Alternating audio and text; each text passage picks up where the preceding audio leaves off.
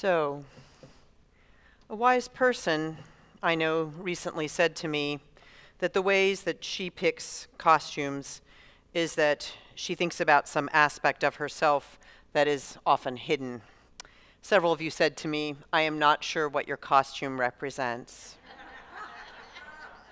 So it represents that aspect of myself that's kind of a word nerd, high concept, totally obscure. I did a really good job, didn't I? So here on my hat is a skunk. Whoops, not anymore. Skunk. There we go. Here on my hat is a skunk. And so this represents the fact that sometimes in this world in which we're all living, I sometimes feel skunked. You know, overwhelmed. Come on, go with me. Come on, skunked. You all have been feeling that way a little bit, right? Right? Especially like we've got this craziness going on with our weather, with the threat of fires. It's good to have a chance to laugh. So sometimes I feel skunked. Now, I could also have decided that I felt catty. Sometimes I am catty. I don't like that about myself, but it does happen. But truthfully, the thing that I think I would really like to say is that with all this injury that I've had in the last year, I have to say that it really is frustrating to me that I'm still kind of dragging.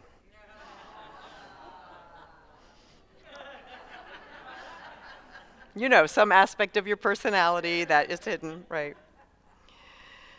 So what I want to say about this is that, truthfully, I know many of you travel, you get around, you see lots of things, and, I have confidence that if I put this out to the community, to the universe, that by this time next year, I'll be able to do the costume that I really wanted to do.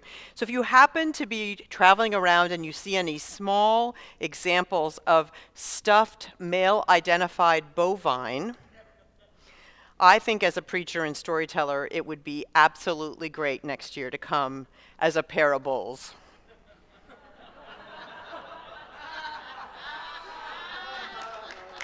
Just saying. Next year, we'll see. We'll see how it goes.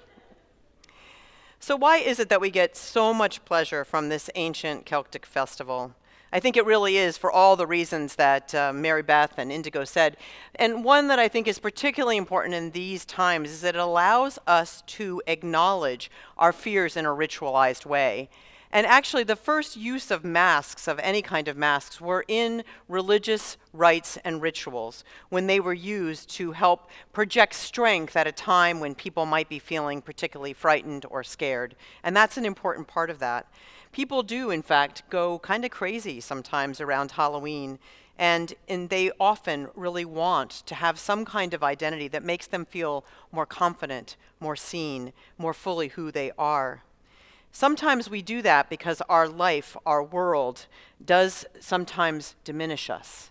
It sometimes makes us fit in little boxes that don't really fit the entirety of who we are and what we wish to be. Sometimes the words of the 19th century poet Paul Laurence Dunbar really ring true. He wrote, "We wear the mask that grins and lies. It hides our cheeks and shades our eyes. This debt we pay to human guile. With torn and bleeding hearts we smile and mouth with myriad subtleties." Right? So one of the reasons that I think this conversation about the masks we wear is actually a religious conversation is that part of the point of engaging in faithful activity is to be able to transform ourselves and claim more of our hidden wholeness, to be more fully ourselves, to be more complete and authentic. And it's in that context that we talk about this today. So I am here to claim, many of my identities, including my identity as a hidden punster, right? But in the world today, versus the world of only a few decades ago, there has been much change. And there are different ways that we are struggling to know ourselves whole, to understand our authenticity. There's a wonderful episode of the On Being podcast where NPR radio host Krista Tippett talks with leadership coach Jerry Coloma and talked about how there are changing mores in the workplace, but that many of us were brought up to believe that old adage that we should not bring any of our personal life to work. Yet newer generations are increasingly insisting that they be able to bring a more full array of who they are to the workplace. rejecting those old lines of what we bring to work and what we don't. And Coloma says that causes all kinds of ferment and all kinds of stress in the workplace as well. Coloma was one of the young darlings of the New York business scene, and he had what he names as a midlife crisis, though he had this at the end of his 30s. And knowing people here, I would say it was like a 1/3 of his life, crisis, knowing how the longevity in our congregation. But he did, and he decided that he wanted to leave the world of fast-paced, profit-seeking, and instead focus on some kind of life where he could actually encourage those around him still in the for-profit sector to claim more of their hidden wholeness, the fullness of who they were, and he devoted his life since then to that work. Despite a growing openness that is brought to us by our media culture, by all the ways that we know this, there are many aspects of ourself that we are still culturally encouraged to keep hidden. And I want to commend to you the sermon that Mary Beth Spencer did in August. You can see it on our YouTube channel, along with other past sermons, about the ways that we claim certain identities and don't claim certain identities. But it's an important topic, and one that everyone is paying attention to. Forbes magazine said that often not only are we encouraged at work not to bring our full self, we are also often encouraged not to voice our true opinion. We know there's a kind of a line that we're supposed to say, and we do it, and that's true in other settings as well. How different this is from a model in which we could share all of our gifts. How different this is from the teaching of Quaker Parker Palmer, who says this about the idea of vocation. Vocation doesn't mean a goal that I pursue. It means that I listen to my life telling me who I am, that I listen to truths and values at the heart of my identity, not the standards by which I must live, but the standards by which I cannot help but live if I am living my own life. That's a different concept, right? And it's not just in the workplace, it's in our family roles as well. Some of us, how many people here are oldest children? That's a certain level of, that's quite a lot of oldest children. How many are youngest children? That's another thing that has some prescribed. How many are in the middle? Yeah, I've talked to a lot of middlers who say, yes, that's a real thing. So we get our birth order, our role in the family can also be something that is laden with a lot. And there, one author, Dominique Matty, writes an essay about motherhood, and she says, if I don't don the mask of motherhood, I am only more questions. I require a closer look. I am something to be figured out, a riddle, a puzzle, a problem I fear will dissatisfy me when it's solved. So I run from myself, I busy myself to get away from myself, bounce myself off others to distort myself, cloak the visage of motherhood over my blankness, cover that question mark, right?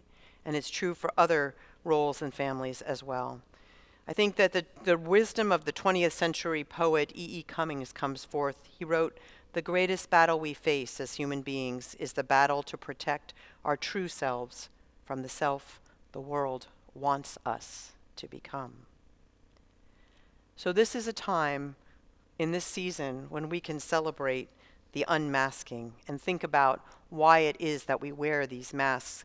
Psychologists have identified a phenomenon they call imposter syndrome, the idea that gut-level unease that you are not who people think you are and therefore are awaiting the unmasking, the revelation that you're not the good person that people think you are.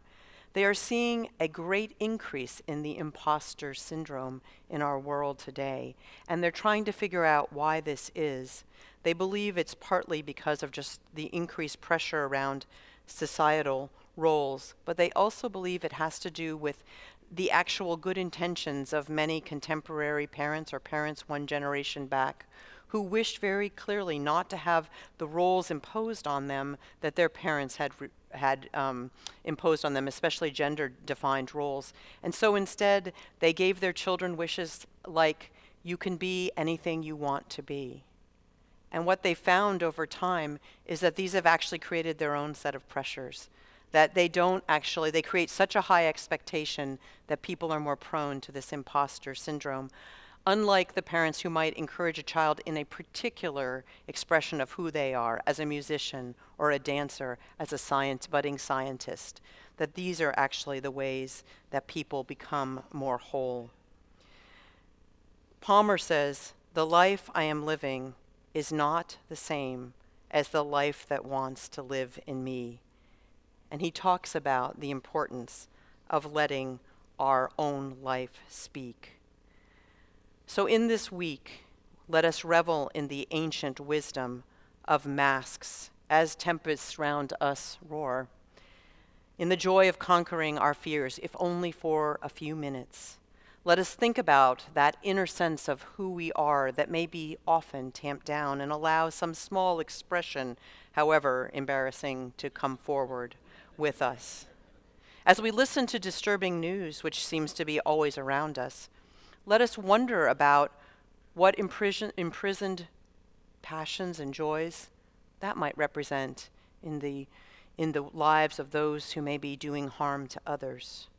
For to take a riff off of Cummings, perhaps the greatest battle is to protect the world from the true self that we want to become, to face those fears which are within us, to know that in that way our lives will flow on in endless song, for this is the part that we were meant to sing, to add our voices to the great harmony around us, blending with other spirits of life. It is, in fact, a gift to be simple, simply to follow the fullness that each of us bring, through which we will embrace all that is our life. In this way, we will let our own life speak.